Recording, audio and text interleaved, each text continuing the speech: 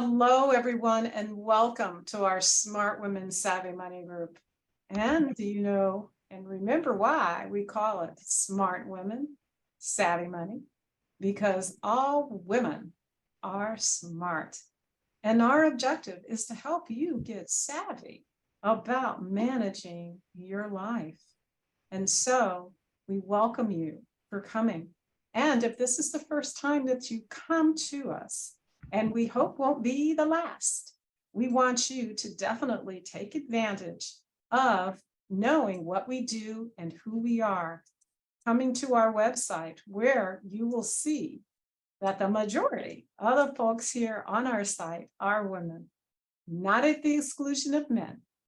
And as you can see, our objective is to help you to build up your life. And here, if you've not been to our site before, here you will learn what Savvy Smart Women is all about and why we were set. We have been around since our firm has been around since 2012, but we've been doing this Smart Women Savvy Money webinars really since 2014. Also, there are a ton of blogs that are published all the time on a variety of topics. If you said, okay, I want to know about family finances, estate planning, small business, how do I run one? What is going on with tax planning? You can select those and you will have all of those topics available to you. In addition to that, there's also that information that's available on our webinars, which we've been hosting for many, many years as well. And you can select all of these different titles. So our objective is to help you to get savvy about managing your life. And now this is really important, this topic that we are going to be focusing on today, which is with this fantastic webinar producer, Lorianne Andrews, someone I have known for decades, and she will share how we connected. This topic, which is so important, is really what do you do? What are the appropriate steps to take if you now are a surviving spouse, whether you lost your spouse or a significant other? She is going to provide you with the appropriate steps on what to do. So with that said, Lori, I want to turn it over to you so you can get us updated and knowledgeable. Okay, thank you, Renee. I really appreciate it. This is a pleasure for me, and I am just so pleased to be able to do this for Smart Women, Smart Money. This is something, surviving a spouse or the death of a spouse is something that inevitably, if you are married, you may go through. And so it's something that is very close to my heart because I am a widow myself. I became a widow at the age of 33. And at the time, I had a small child who was basically 8 years old when her father passed away after a short illness. He had leukemia. And initially, we thought we had beat it, and it came back pretty shortly after he was diagnosed. And so we basically were prepared to some extent because we were told that if it came back sooner rather than later, there was a possibility that they wouldn't be able to stop it. And so we were somewhat prepared, but you can never be fully prepared for a situation like that until you actually go through it. The reason why I want to do this session is because I went through a lot of trial and error as a result of it, being as young as I was at the time, 33. And these are things that we need to know and help each other with in terms of developing a community of support.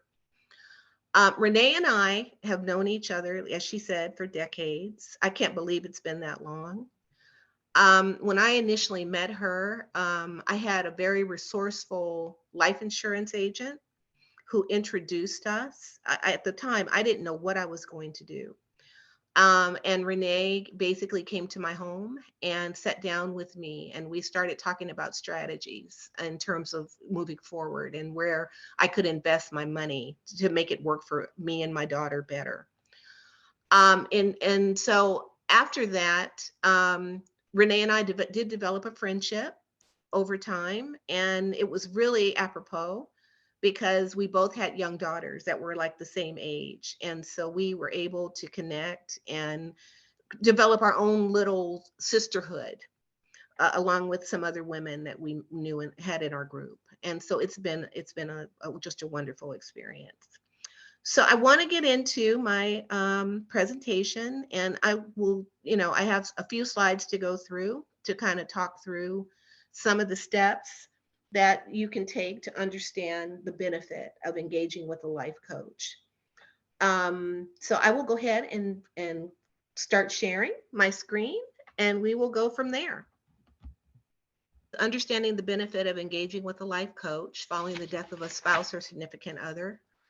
Um, and let me just go ahead and advance forward.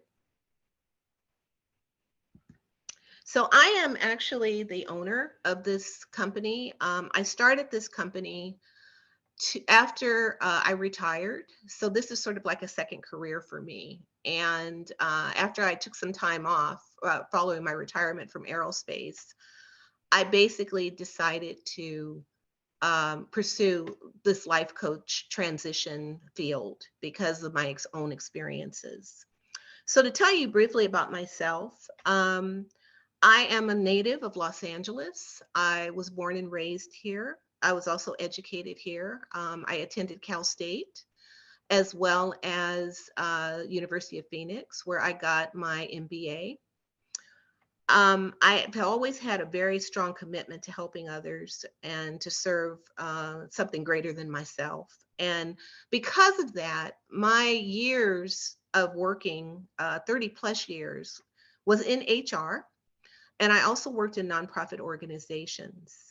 As I stated, I recently retired from aerospace, and I wanted to do this, and Renee approached me about collaborating with Urban Wealth Management, as well as other business affiliates that I'm currently looking into to provide services to widows and also widowers. But as Renee stated at the onset, the Smart Women, Smart Money sessions are geared toward women. But as a life coach, I also do help widowers who are experiencing the death of a spouse and some who are raising small children. What you see here is just a snapshot of my family. I'm at the top middle with my life partner, Alan, and we have our children around us. We have a blended family now. I just have my one daughter, and my partner has two children. A son who's at the top in the black and white, and then his daughter is in the middle picture with her partner. And then on the right side, my grandson, and at the bottom is my dad, who also became a widow in 2014 when my mother passed away. And then the picture down below is my brother and his family. I have one brother. And the other picture where you see the two folks with the sunglasses, that's my life partner's sister and her husband. So, to kind of get into some definition in terms of what is a life coach, and I actually pulled the definition from Webster's. Um, Webster's basically says that a life coach is an advisor or counselor who helps people make decisions and helps them to reach and set goals and also deal with problems both in personal and professional life.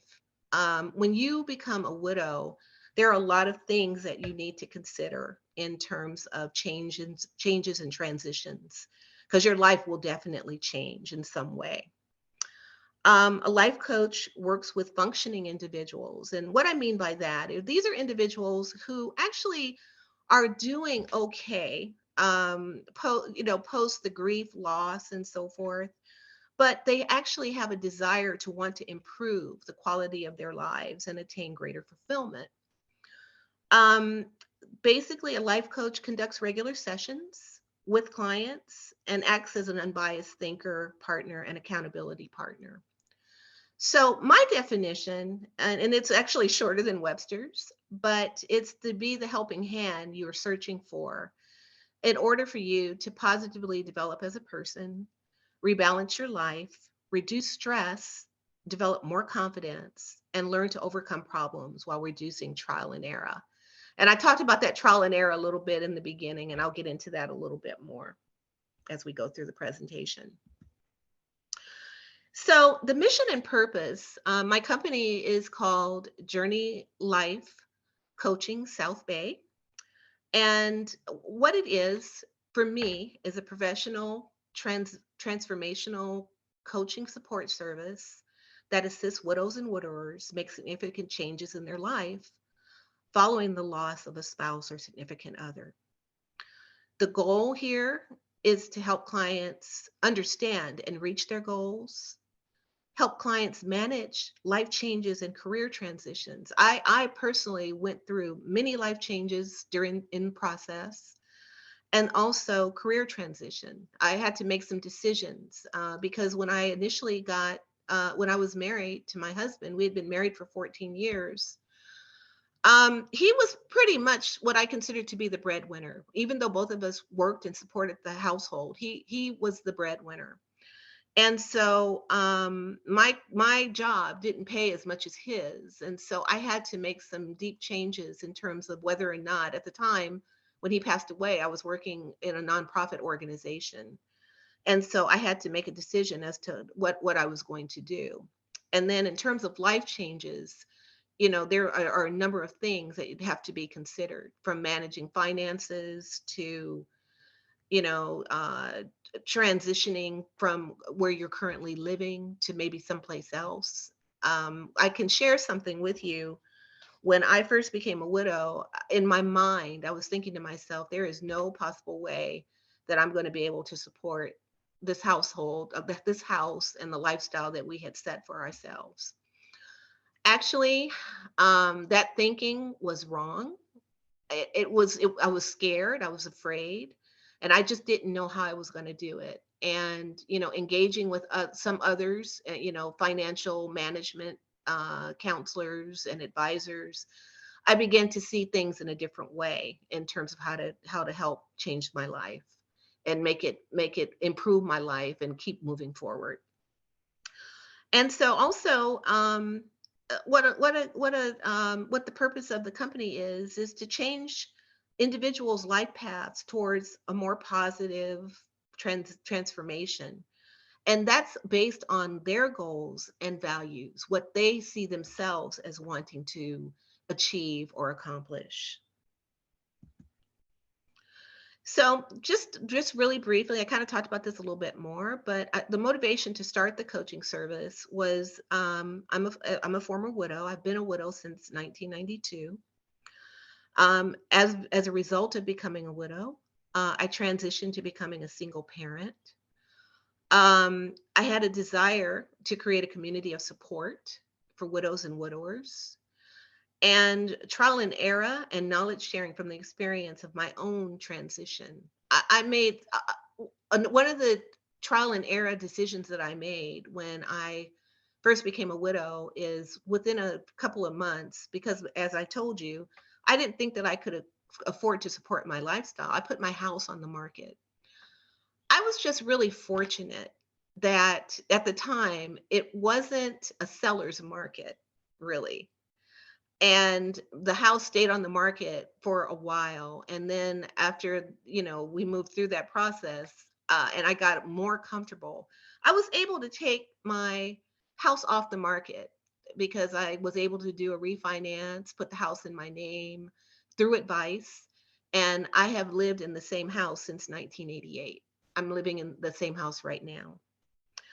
Also, the recent COVID-19 pandemic was a big driver for me in terms of starting the coaching business and the impact on families. Prior to my retirement, I worked in aerospace as a human resources manager. And I saw many families be devastated by the COVID-19 pandemic. And there were a number of losses across the board. I saw spouses lose their partners. I saw family members lose parents, siblings, even children. And so I thought to myself, this is something that I would really like to help with. And so after I retired, I poured my energy into creating this service. Um, One of the things I really have a desire to do for the future is develop a partnership with other affiliates to provide a various range of services. I'm engaging now with urban wealth management, which is wonderful. And I'm also looking to create partnerships with other types of businesses and organizations that can provide help to people and across the board, whatever their needs are. There are times when, as a coach, I can't basically do everything. Like, for example, a coach is not a psychotherapist, and I'll talk about that in just a second. But that would be a service that I would want to refer somebody to if I assessed them and felt that there was a need for them to maybe have psychotherapy opposed to coaching. Maybe they're depressed, maybe they're at risk. And so this is something that, one of the affiliates that I'm currently also looking into working with to make sure that I have somebody that I can fully transition an individual to if they need that kind of help and support. I've always worked in the helping professionals. So I felt that this was a natural transition to my second career following retirement. So to give you a little bit of data on from the U.S. Census, based on recent data, there are, I said were, but there are 14 million widows in the U.S. and 11 million are women. Widowhood, as we know, basically is primarily considered a late life experience. But me, as a person that had gone through it myself, I was very young when I went through it. And I didn't actually see there weren't a lot of services other than grief and loss. But in terms of support groups, I'd go to support groups. And most of the people that were in those support groups were already retired, they were collecting Social Security and so forth. And so it wasn't of the same, I didn't have the same opportunities to benefit from it like other folks did, right? I had EAP, but many people kind of shy away from EAP as Employee Assistance Program. People shy away from EAP sometimes because EAP is personal and EAP is usually offered through employers. And because of that, people don't want to put their personal life out there to their job.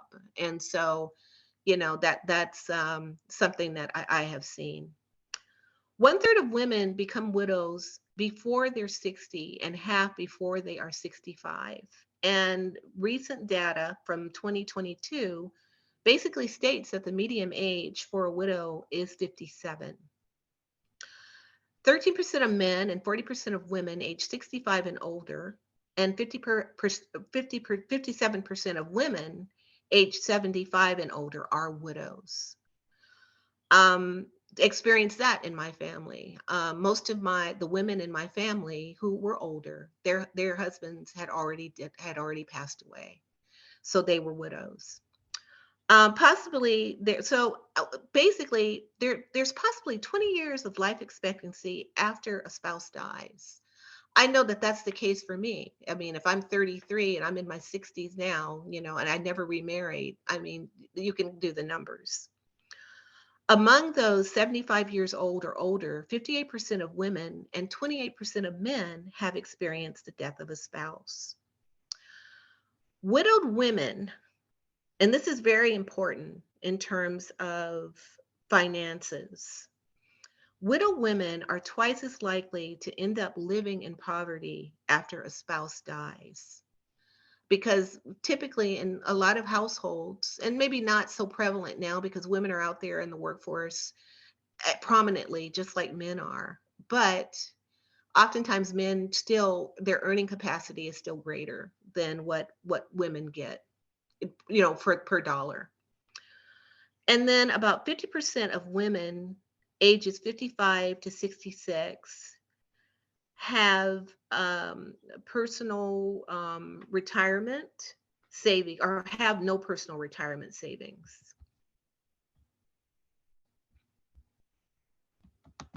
Okay. Another thing that I did, I looked at the Holmes Rise stress scale. And this basically yielded some very interesting statistics for me. Some of them I knew, some of them I didn't know. But the death of a spouse is considered the most stressful event one can experience.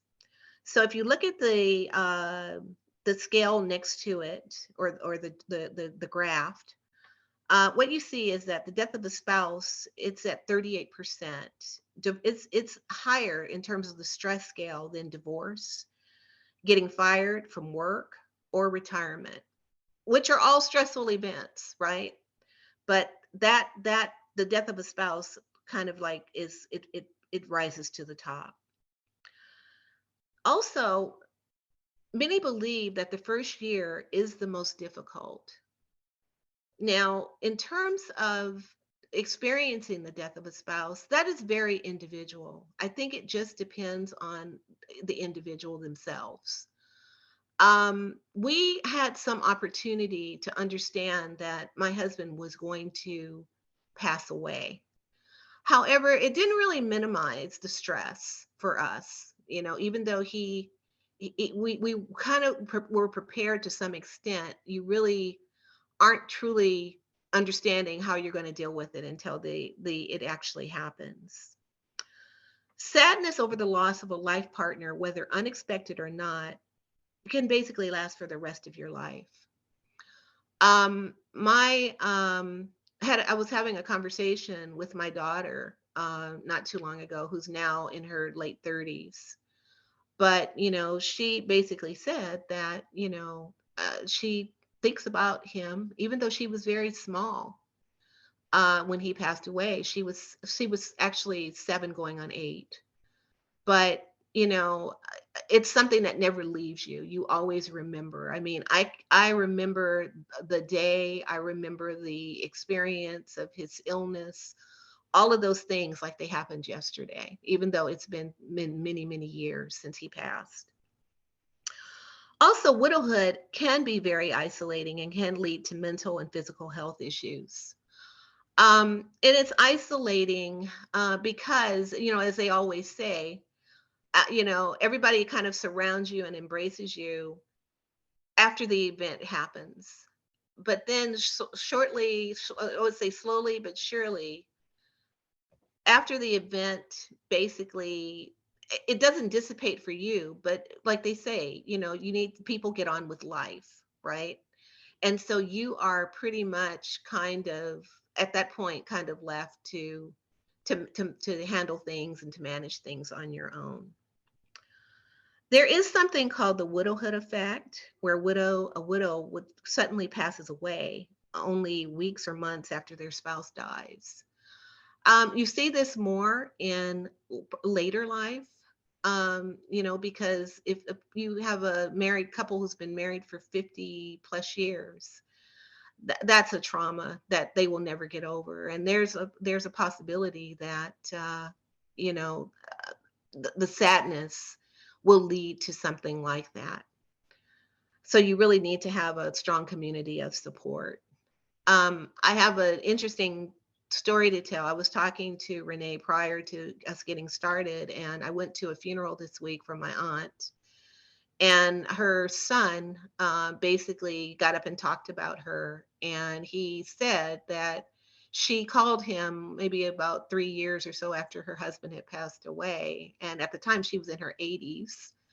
And she says, I just want to know if it's okay with you if I start dating again. I've got two uh, suitors who are interested in dating me. And everybody thought that was really kind of funny. But, what the point I'm trying to make is that most of the time that doesn't happen. Most of the time, if you're an older widow or elder widow, you pretty much kind of live a life kind of solitude. So, again, the reality of widowhood is the need for a strong community of support. So, issues to consider when becoming a widow, navigating difficult and major life transitions or decisions. You will definitely go through this. Um, some of those have to do with financial management, job and career change. When I became a widow, because I knew that I could probably have strong more income by being in a corporation and working in HR, I went back to HR to basically bring more money into my household. Also, personal and family relations, they do change. I would say family, not so much, but if you lose your spouse, if you want to have that close, continue to have that close relationship with your husband's family. And then personal relationships, such as friends and people that you have engaged with in the past, that could definitely change. When my husband was alive, we had a strong community of couples that we used to go out and do things with, have dinner, go out and have dinners, and even travel, and you become a kind of like a third wheel when you lose your partner. And so things change. It didn't change completely, but I mean, I had to, it was different. Like, for example, if I was accustomed to doing couples things, then it became me and the wife. Maybe we would go out and have lunch or meet each other and go to a movie or something like that. But and also parties and getting invited to events. We were really big on that. We would go to a lot of social events where we were a couple, and so to go to those events by yourself, a majority of the people that were there were couples. So some things change. You learn how to live life a little bit differently, and you start doing things like single people do, where you get out there and you meet other people. Planning for future retirement, that was something that when I first became a widow, I even didn't even think that was a possibility at the time. But we all know I just recently retired, and felt really good about it. I never looked back in terms of going back into that type of work that I was doing. Also, maintaining your mental health and wellness. You need to keep yourself healthy. You need to continue to eat well. You need to get exercise, and you need to do things and keep yourself active.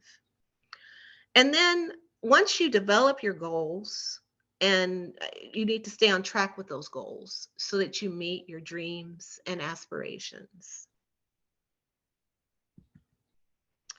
So, in terms of looking at who might benefit from the services of a coach, as I stated earlier, coaching is very, very personal and must be sought by individuals who are seeking to address an urgent need or solve a problem, which means that opposed to a coach reaching out to individuals. Now, you can, like, say, for example, if somebody made a referral to me and they said, I've got this individual that I think can benefit from coaching, and I told them about you and they want you to call them. That's perfect. However, most of the time, coaches are sought after by the individual who needs the assistance because they need to manage their own dreams, their goals, their aspirations. They're trying to get some help in terms of doing that. So, coaching helps individuals identify blind spots. Coaching encourages discovery. There are things that people just don't know that coaching can help bring out, like a different track to take, or looking at something a different way opposed to way you're currently looking at it. Coaching helps individuals who are feeling stuck or having difficulty moving forward with goals. Sometimes people just don't know how to get started or what direction to take. Coaching helps individuals who already have a vision. And remember, I talked earlier about the fact that that's something that, you know, people they need to have a vision, and then the coaching coach or the helps the coach the client basically move forward. and help them to teach helps them to learn how to move forward. And then coaching can assist individuals going through other types of transitions. So a life coach can definitely help with retirement. They can help with divorce. They can help with career. Um, the good thing about me in terms of working as an HR manager is that I was a business partner across the board. So I have experience not only in just regular HR matters, but I have been a recruiter in the past. I have been an employee relations person in the past. So I understand the various aspects of what somebody might go through in terms of needing to look at career and make changes in career. Now, we talked a little bit about maybe someone who is going through stress or they're depressed. There are folks out there who may not be ready to engage with a life coach. And if you see from the visual there, these things, anxiety, stress, panic, depression, those are all things that are not necessarily appropriate for a life coach to help an individual manage through. Now, a life coach can be put in place in concert with someone else, like I said before, a psychotherapist. But a life coach is not appropriate for people dealing with mental health issues or trauma. Life coaching is not mental health treatment or clinical care. And life coaches do not work with medical care teams other than to recommend the client seek therapy or medical treatment. So, what this means is that unlike a psychotherapist, who, depending on their credentials and so forth, they can prescribe medications and different things like that. That is not what a life coach does. Also, if a person is perceived to be at risk for suicide or self-harm, that is definitely someone who would not be suitable for dealing with a life coach at this particular time. And so what I do is when I meet with people, I usually do an introduction and an assessment. And during that introduction and assessment, I basically try to understand what's going on with the individual and what the actual needs are and so forth. And that's where the affiliates will come into play. People that I will be working with and bringing in to the business or who are already here in the business, where I can make referrals to help them get the support that they may need. So I talked a little bit briefly about coaching versus psychotherapy. And just to kind of reiterate, coaching is sought by the client to resolve an urgent need. It's useful in solving short-term problems. Coaching involves structured sessions focused on actionable strategies and visible growth. Helps people develop the ability to think in different ways and change or adopt new habits to achieve future goals. Coaching also takes a strength-based approach where the client is the actor or agent of change. The coach is the guide, but the client is actually the person who is the agent of their own change. Coaches do not treat health issues, nor do they prescribe medications, as I stated just a few minutes ago. Unlike coaching, psychotherapy is sought by the client, but it's also ordered by a medical professional for at-risk patients. It's designed for people who have suffered from abuse, trauma, or traumatic relationships in early childhood. Like say, for example, if someone is suffering from PTSD or if they were the victim of abuse when they were younger, a psychotherapist would probably be the individual that they would want to engage with. Psychotherapy deals with past life events that are longer lasting and requires more intensive diagnosis and treatment. Most psychotherapy sessions are unstructured because psychotherapists basically kind of lets the individual really, really talk about where they see their trauma and so forth, and then they help them to try to alleviate some of that trauma. But coaching is more short term. Psychotherapy can go for months. It can go for years. I mean, I've had people who've been in psychotherapy for 20 years to try to resolve, issues of the past. And um, it focuses on illness and areas of weakness primarily. So just to look at some of the benefits of coaching that comes from coaching. Coaching comes from social science research, and the benefits are what it will do if it's successful is create better self-confidence. It'll help to create a growth mindset in the individual, improve self-awareness, improve relationships and communication skills, help them to develop better clarity and purpose, and improve overall well-being, and also lower stress levels and create better resiliency. So, what does Journey Life Coaching South Bay offer to its clients? So, what I offer in the business is a 30-minute introduction plus a 15-minute consultation free of charge. I think this is really important because, a person should not have to come out of their pocket during the what they call like the introduction or discovery phase, because I'm trying to understand, what their needs are, what they're looking to do with their lives, how they are trying to meet their goals and so forth. And so the initial consultation is free. Individual sessions are $100. And actually, this is relatively low. Some of my counterparts charge $250, $300. But I actually, like I said before, I want to try to develop a community of support for individuals. So my fees aren't as high. And I think that's a benefit. And what I look at here is a minimum of 4 sessions if somebody decides to take advantage of a coaching session. And then after the 4 sessions, if they decide that they want to do more, then we can proceed, we can continue. We accept all forms of payment, Visa, MasterCard, whatever form of payment you really want to use, check, cash, I accept all those. I offer online sessions. This has been very, very important, and in particular, since we have gone through the COVID-19 pandemic, and we really are still in it. I see things cropping up every single day. Some people actually want to, continue to social distance.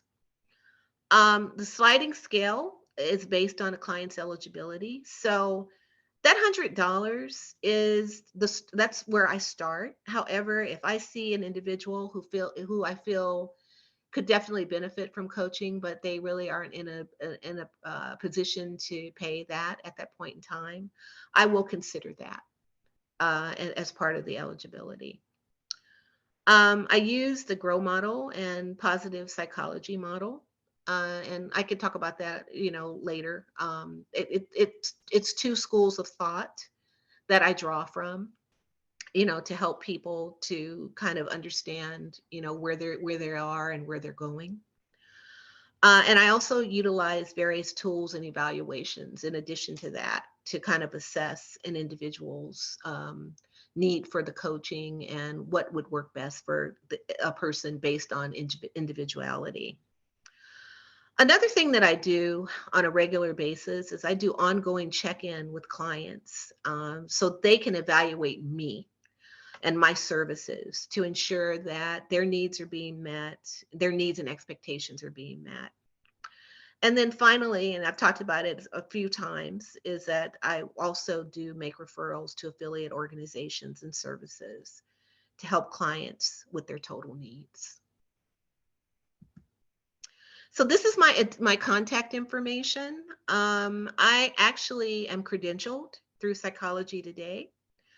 And so I have provided the link to Psychology Today, and you can go on there and you can see all of my information in terms of that. That was a big deal for me because it's not easy to get credentialed through that organization because they have to maintain their credibility. So I've been credentialed through them.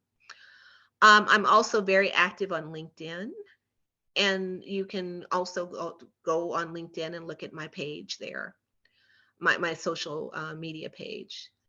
And then I have provided my email for the business as well as my direct phone number if you choose to get in contact with me. And that's the conclusion of my webinar. And I think I'm going to go back because I think Renee has some questions that she wants to ask. The first question I have for you, it is really fantastic that you offer these services and that initial session is complimentary for prospective clients. What would you say are the top points or issues that during that session that people need to be able to share with you? What kinds of questions do you ask them that they need to be prepared for? Yeah, I mean, I pretty much want to know what is the presenting urgent problem that they have. And so I basically tell them just to kind of, we just have a discussion. We just sit and talk. And I ask them why they're here, why they chose to come to a coach, and what their needs are at this point in time. We do get into some of their goals, what they're looking to do in terms of goals. Um, you know, like I said earlier, they come to me, they seek out me to basically understand how they can move forward. And so it's just a discovery type of call where I pretty much just have an open conversation and just talk to them about everything. I have talked to people about their finances, financial stuff, which isn't really in my bailiwick, but that's something that I do. And also their career aspirations. Sometimes they want to transition to going into a different field or a different job. And so I try to help them to do that. Okay. And you also mentioned that you have a list of people, different affiliation organizations that you tend to recommend Right. to your clients. What are some of those kinds of service organizations? Well, I'll say at the onset, financial investments. Okay. Yeah, collaboration with your organization will be instrumental in helping with that. I do engage, I have some career counselors that I engage with. And some of these individuals are people who previously worked in corporations, who are like executive coaches and so forth, to help people to kind of hone in on their career, help them to do resume writing, just different things that they may need in order to make a career transition. I talked briefly about medical and psychotherapy. And so I have been engaging with a psychotherapist who will make himself available to be able to talk to individuals. Now, with the psychotherapy, an individual would probably need to have medical insurance in order to take advantage of some things, because, that's a charge. But I'm working on some other types of psychotherapists who would be willing to, talk to individuals and kind of open the aperture a bit so that they can get the help that they need or refer them to some resources that aren't as costly or no cost, just depending on what the need is. I look at CPA tax professionals. I've got some individuals, somebody that I'm working with in San Pedro right now who is a CPA, and so if they need help to organize their tax situation, when you transition from being married to single, as you well know, Renee, it changes some things. And there are periods of time or points in time where a widow can claim widowhood. It's a 2-year period. But after 2 years, then you just become head of household. And so those are all things that people need to be aware of. I wasn't aware of it when I first became a widow. So this is something that you need to be aware of. Also, I've got some individuals through state and local social services that can help people. Maybe if the need it does arise for housing or uh, assistance, financial assistance, or housing assistance, or different things like that. There are resources that I can refer them to where they can get additional information. And then I direct people, if they're still working, to get in contact with their employee benefits for themselves, as well as for if their spouse was working, their spouse's employee benefits, to see what kind of things might be available to them. I will share an interesting thing that happened to me after my husband passed away. Um, and this is why, like I say, you have those personal relationships. My husband was working in Newport Beach, and he had opened, we had our a joint account and everything together, and we had some investments together. But he had opened a bank account out in Newport Beach because so he could deposit his check or whatever, and have something local where he could, and I didn't know anything about it until after he passed away, right?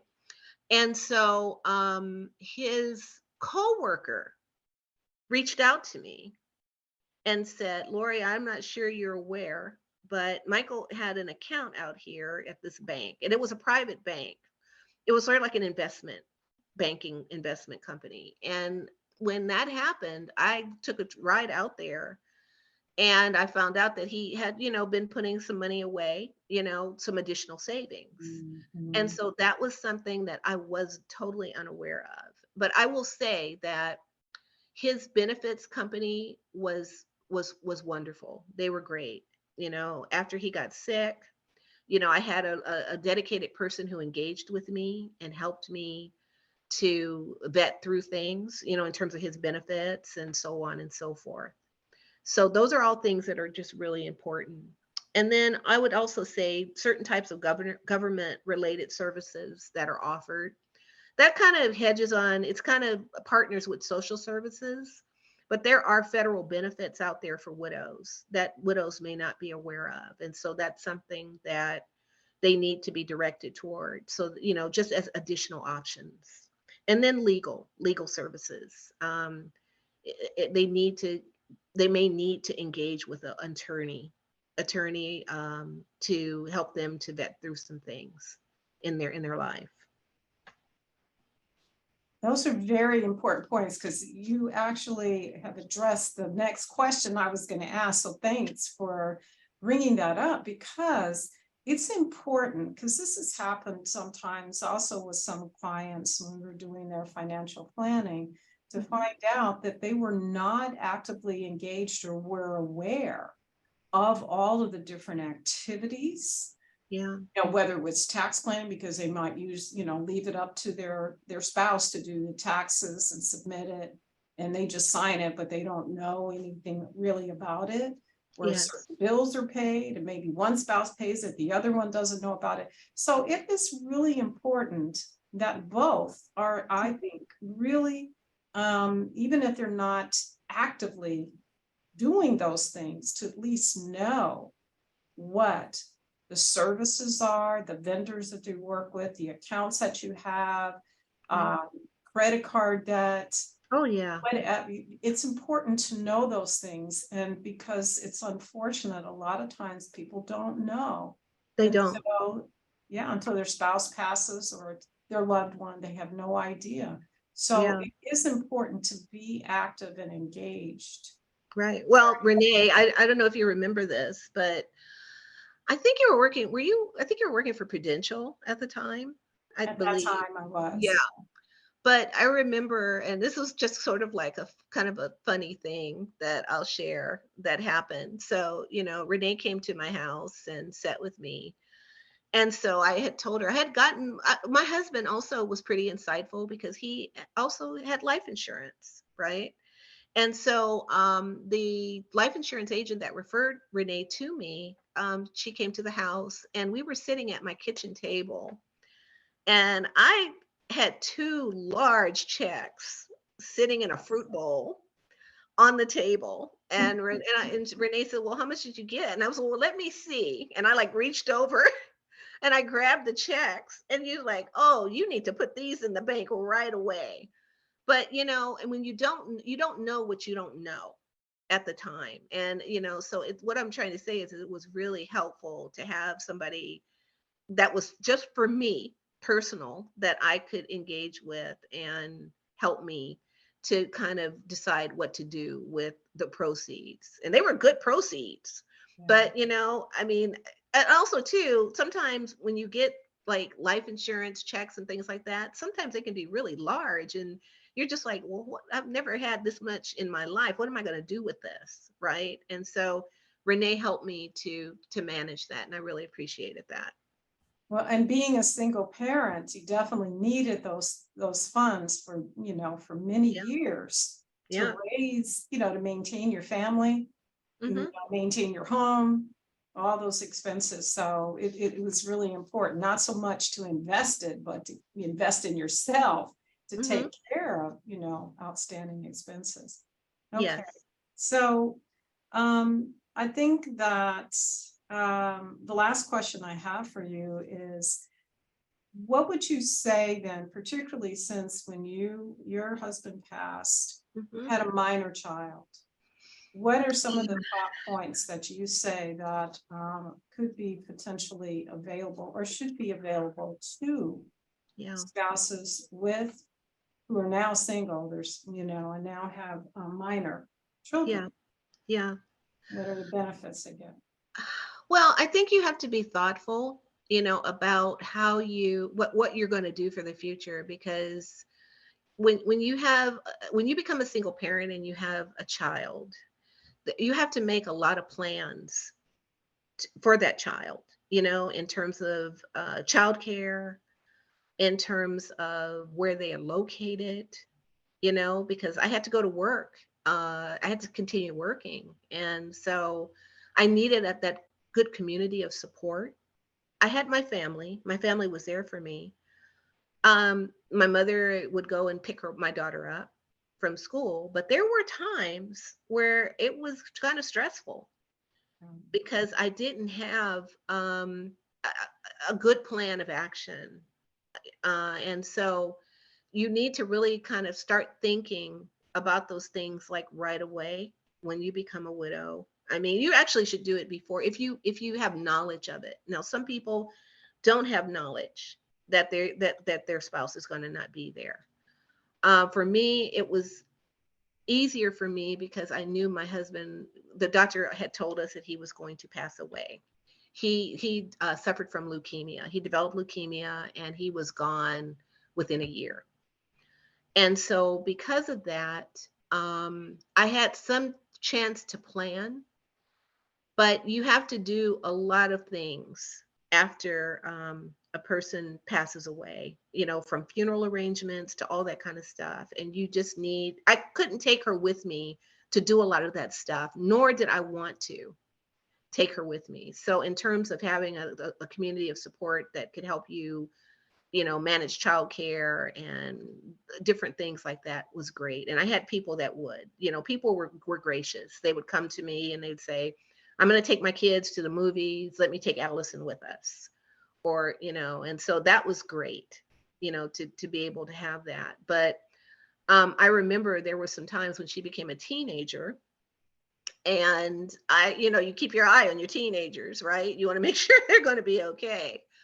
And at the time, I was working in downtown LA, and she was going to school in Playa del Rey. And so sometimes I would get in the car like during my lunch hour, and I would meet her. We had a meetup point where I would meet her. She would take the bus to a certain point, and I'd meet her because I wanted her with me, because I didn't want her just like roaming free in the world and so forth, while I was gone. So that was a major thing for me. Also, understanding that children do need to have counseling themselves.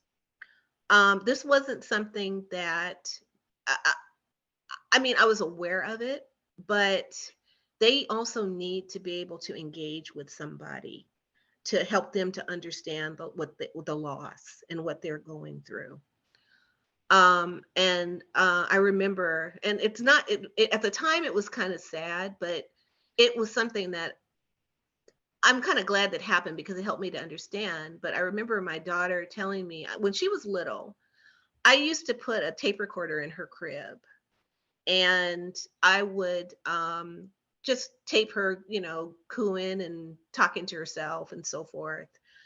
Well, on one of those occasions, her daddy came home and he walked into her room and he started talking to her. And this was while the tape was going. And I'm pointing this out, like I say, to help kind of keep memories alive for your children because you just never know what's going to happen, right? And so basically, he was talking to her and she found the tape some years later and she just turned it on and was listening to it. And all of a sudden, his voice came in and she said, Mom, I had forgotten how daddy sounded. And so that was something that she was able to, it was like a record where she was able to hear, how he sounded and so forth. Wow. Yeah. Yeah. There's so much, ladies and men, that you all need to be prepared for.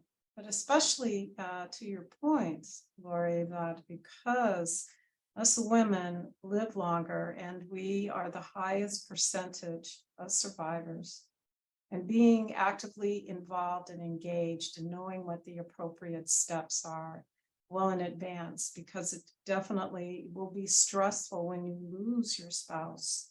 But if you can be actively engaged and know in advance what those steps are, the things that you need to be aware of and do, it will definitely help to get to a better stage of your life as well as your family.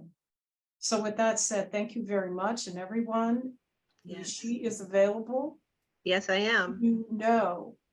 If you're experiencing or someone else that is experiencing or will be, that she will be there to help you. So thank you so much, Lori, for all of your impactful info and steps so Thank, that thank you. Thank we you for having me. It's been great. And I just hope to continue to engage with you and engage with whoever. If somebody just wants to reach out and just have a discussion with me, please feel free to do that.